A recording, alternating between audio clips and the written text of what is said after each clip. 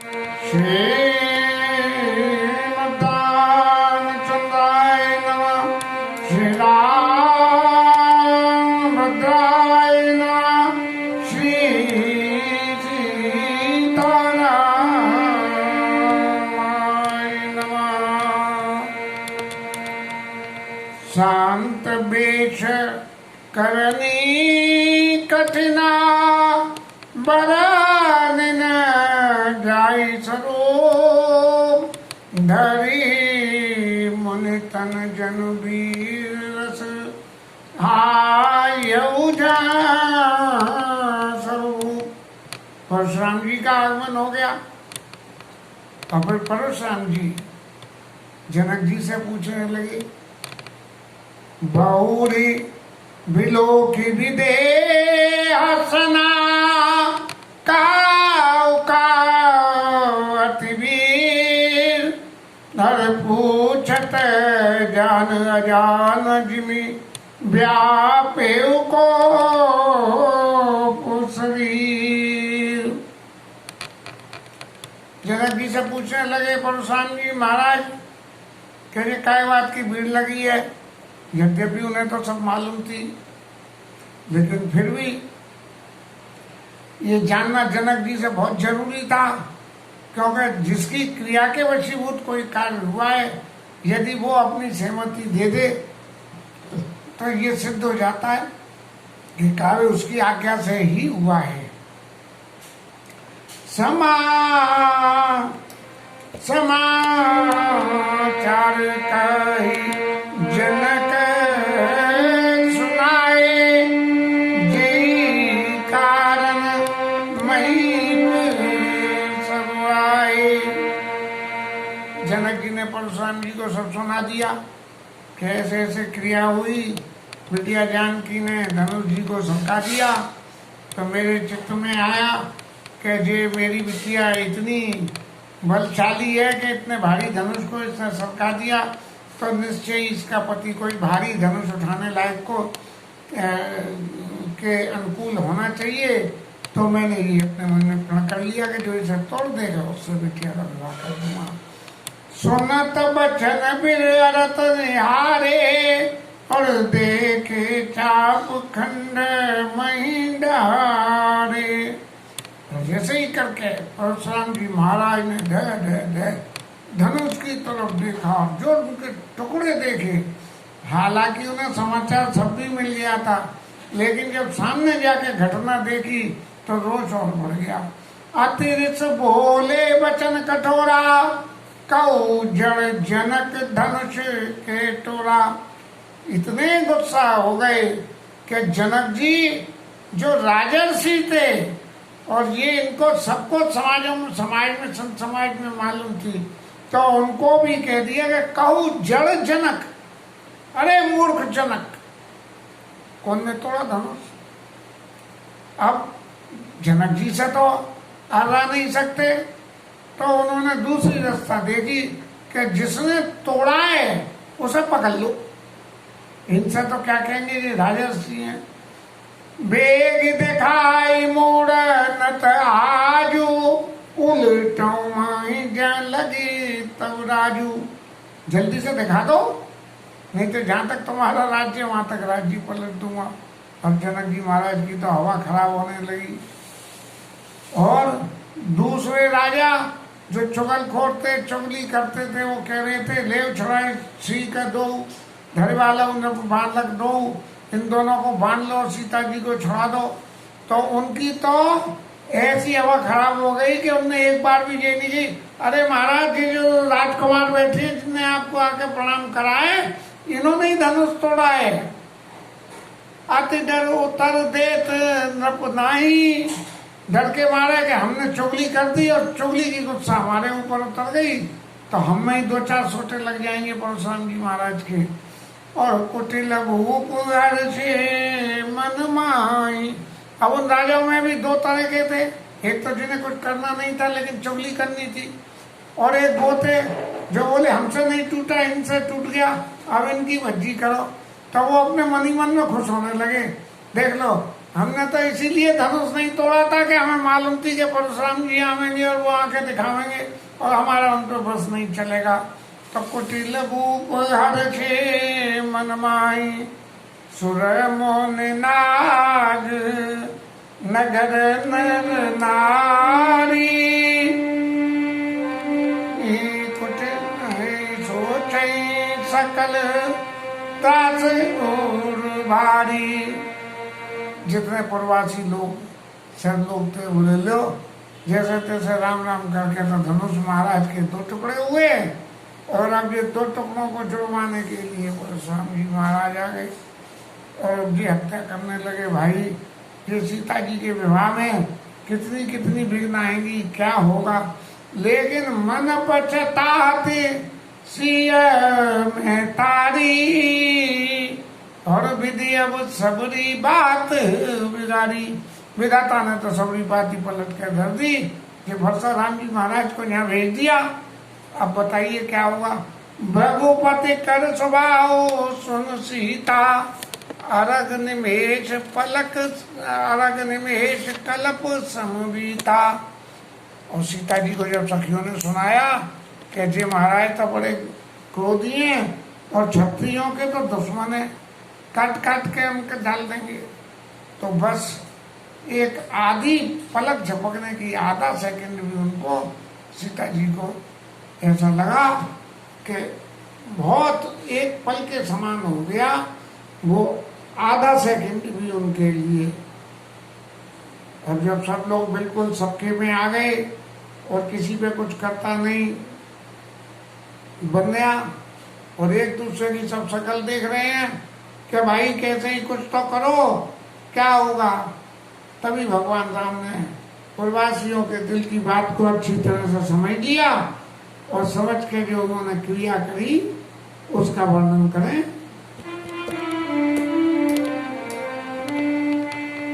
ओ सब बिलों के लोग सब जान जान की हृदय न हर्ष विषाद कछु बोले श्री रघुवीर। जब भगवान राम ने ये सबको देखा कि सब इतने ज्यादा डरे हुए हैं और जानकी जी की हालत तो और भी खराब है। जिस वक्त धनुष तोड़ा था उस वक्त भगवान ने तो मुए तसित बार जो तन त्यागा मुए करई का सुधा तलागा, ऐसी भावना तक भगवान राम के मन में आई। अस जिये जान जान की देखी और प्रभु कुल के लख प्रीत विशेषी, उसी परम स्नेह के वशीभूत होके भगवान राम ने जाना कि ये जानकी जी तो अब परशुराम जी महाराज से डर गई है। इसलिए तुरंत परशुराम जी के पास आके बोले,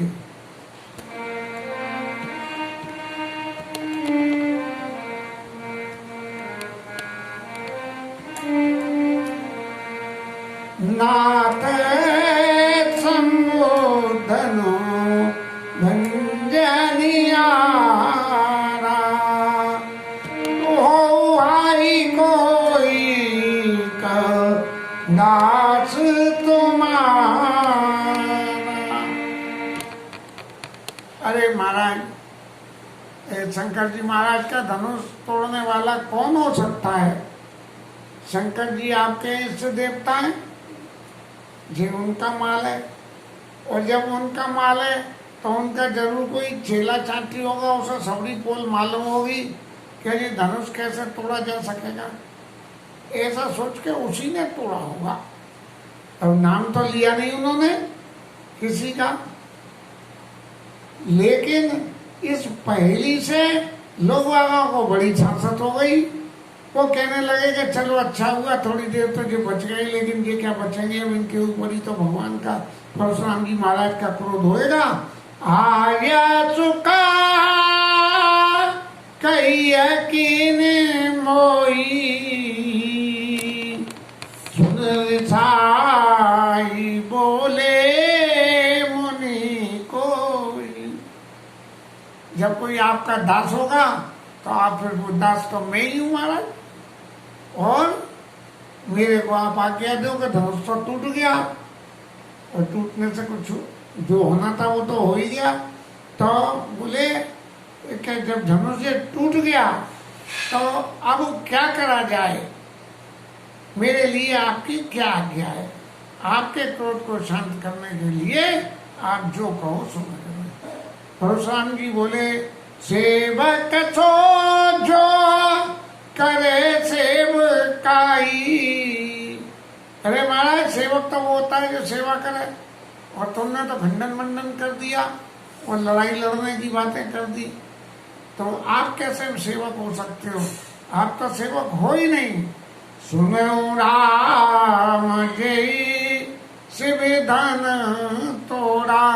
ये बात अच्छी तरह परशुराम जी को समझ में आ गई कि तोड़ा तो होगा, लेकिन अब क्या करें भाई, जब तक ये मिनसे नहीं कि हाँ मैंने ही तोड़ा है, तब तक कैसे करें?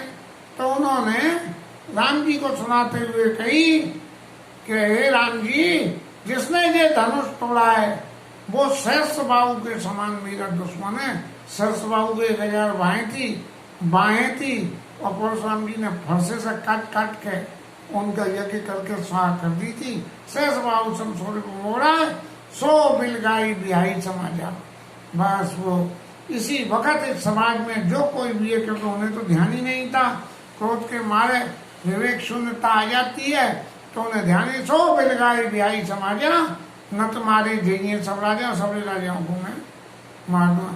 सुनी मोनि बचन लखना मुस्काने, बोले परशु डरई अपमाने। जब ऐसी स्थिति देखी कि भगवान राम को अपराधी करार देने के लिए परशुराम जी इतना क्रोध कर रहे हैं, तो लक्ष्मण जी का चरित्र तो हमेशा भगवान राम के लिए उसी समय एक्टिव होता है जिस समय राम जी को सबसे ज्यादा जरूरत होती है। बोले प्रभु तो कुछ कहेंगे नहीं, ये तो बेचारे सीधे साधे आदमी हैं, और ये परशुराम जी जरूरत से ज्यादा गुस्सा कर रहे हैं, तो एक आध पैतरा जरा इन्हें भी दिखा दो। तो उन्होंने कही, लक्ष्मण जी मुस्कुराते हुए बोले, महाराज हमने तो बहुत सारी धनुष तोड़ दी, छोटे छोटे धनुष तो हमने बचपन में जिन्हें कितने तोड़ दिए, और आपने कभी तो जब हमने धनुष तोड़ा तो गुस्सा नहीं करी, अब ये आज कैसी गुस्सा हो रही है? ए धन पर ममता के हेतु सुन रिसाई का भगु कुल के तू। आपकी धनुष पे ममता क्यों है ये बता दो। हमारा तो काम तोड़ना फोड़ना है, और बचपन में हमने तोड़ा भी था, तब तो आपने कभी आके गुस्सा करी नहीं, तो भाई इस धन पे कोई जरूर आपकी ममता है, इसीलिए तो आप क्रोध कर रहे हो। तो किस कारण है? रेन बालक काल बसा बोलत तोई न समार, और धनु ही समथ पुरार धनु विदित सकल संसार। अरे राजा के पुत्र, तेरे को बोलने की भी अक्ल नहीं है, संभाल के नहीं बोलता है। अरे तेरे को छोटे धनुष और शंकर जी के धनुष में फर्क भी नहीं मालूम है। लक्ष्मण जी मन में हंसने लगे, मालूम तो सब है, पर महाराज आपको ये नहीं मालूम है कि हम कौन है। लखन कहा हमारे जाना, सुनाऊ देव सब धनुष समाना। लक्ष्मण जी हंसते हुए बोले कि भाई हमारे लिए तो महाराज सारे धनुष एक समान है, छोटा हो तो बड़ा हो, हमें न छोटे को चलाने में श्रम बचता है और न बड़े को चलाने में कोई श्रम होता है। और का क्षति लाभ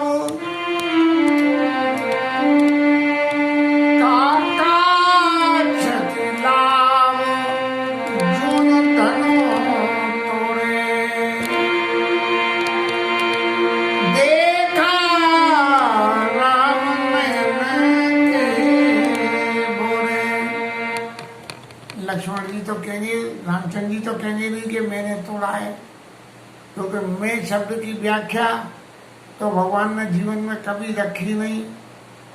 बस एक ही बात में मैं शब्द की व्याख्या रखी कि जैसे सब लोग भजन गाते हैं कि मैं भक्तन को दास भगत मेरे मुकुटमणि, बस इस भजन में ही भगवान ने अपने आप को मैं के रूप में स्थापित करना चाहा। लेकिन कहीं भी कोई भी क्रियाकलाप हुआ है तो उस क्रियाकलाप का यश हमेशा किसी दूसरे को दिया है। ये राम रावण के युद्ध में हनुमान जी, विभीषण और सुग्रीव इन सबको बढ़ाई दी है, केवट को बढ़ाई दी है और उसको निषादराज को बढ़ाई दी है। इस तरह से भगवान ने जो है सबको बढ़ाई दी है। कभी भी कुछ करने का श्रेय अपने ऊपर नहीं लिया है। लक्ष्मण जी समझ गए कि महाराज जी तो कुछ कहेंगे नहीं, तब लक्ष्मण जी ने कही कि छुअते टूट पिनाक पुराना।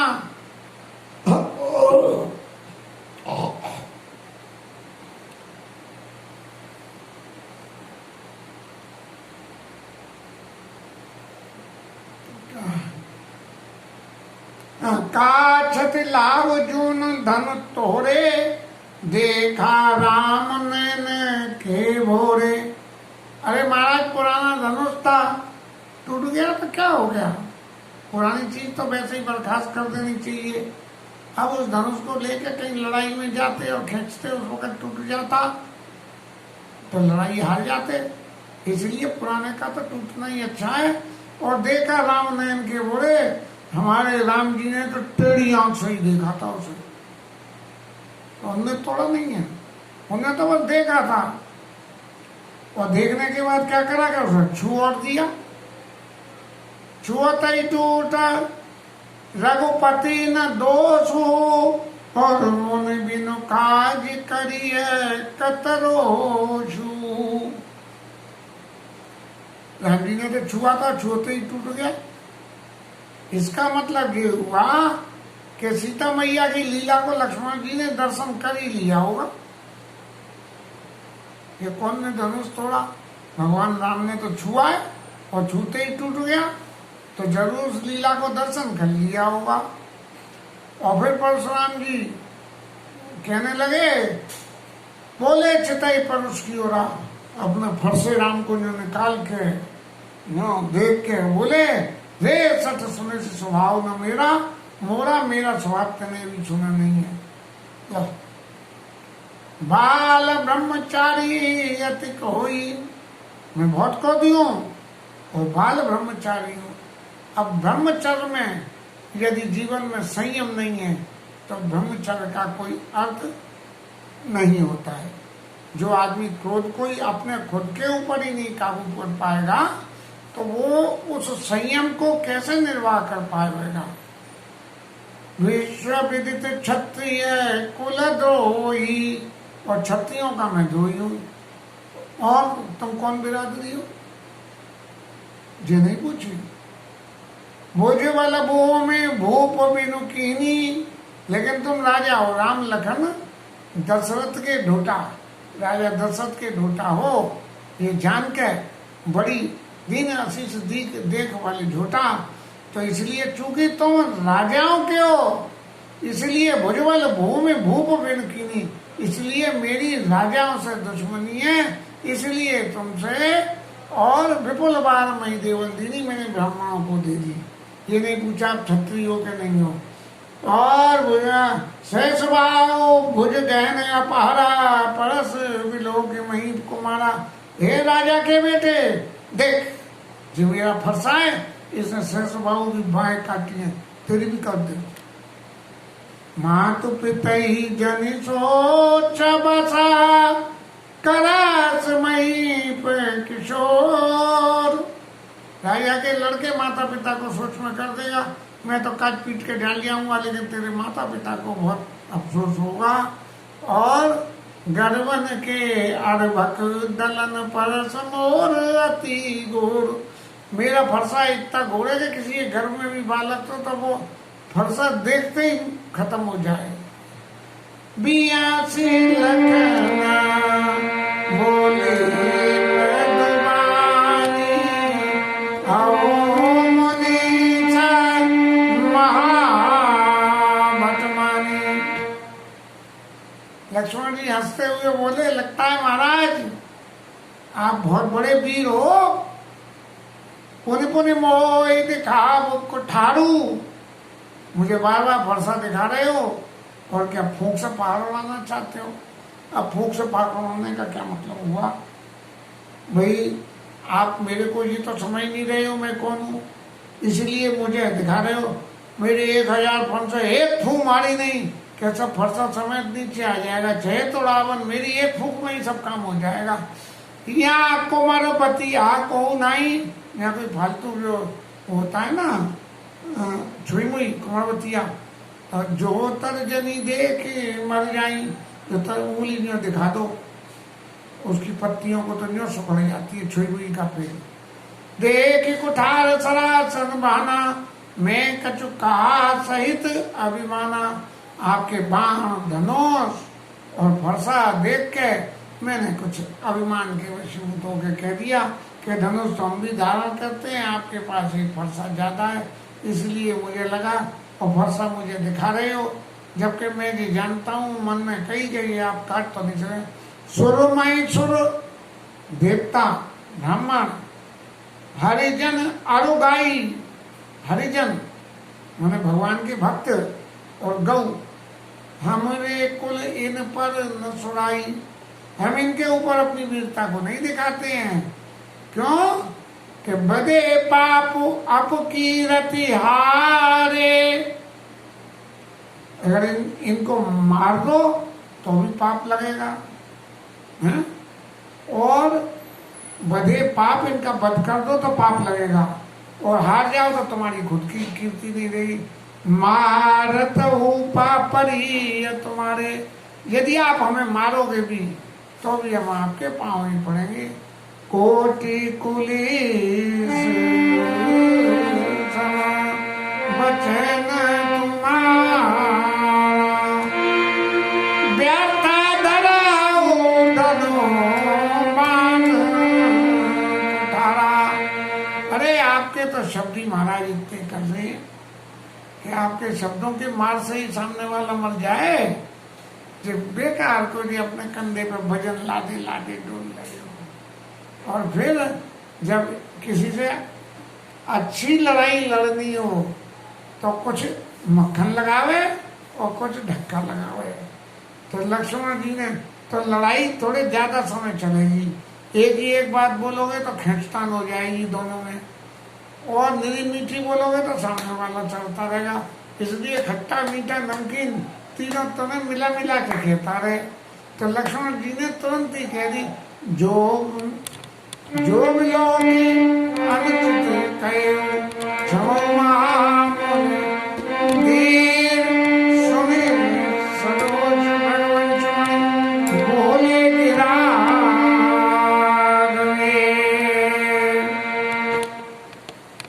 तो महाराज आपके इस वेश को देख के कुछ मैंने अनुचित जरूर कह दिया होगा, आप मेरी भूल को क्षमा कर दो, क्योंकि आप तो राजाओं के दुश्मन हो, आप तो हाथ पर सब कुछ काट के डाल दोगे।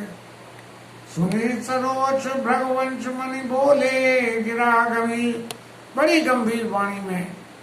और परशुराम जी कहने लगे, और परशुराम जी को तो कोर्ट पे कोर्ट बढ़ता जा रहा था, क्योंकि उन्होंने कह दी कोर्ट कुलिस तुम वचन तुम्हारा, और व्यर्थ धनऊ धनवान को ठारा।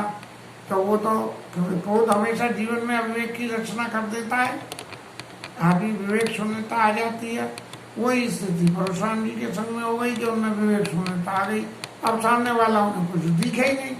तो ऐसी परिस्थिति में जो परशुराम जी ने अब देखा कि इनके ऊपर तो मेरा जादू चल नहीं रहा, ये तो मेरे ऊपर ही आ रहे हैं, तो उनने अपने बिरादरी भैया बंद कौशिक मुनि विश्वामित्र जी से कुछ कहने लगे, और उस कहने वाली क्रिया के प्रसंग का वर्णन कल करेंगे।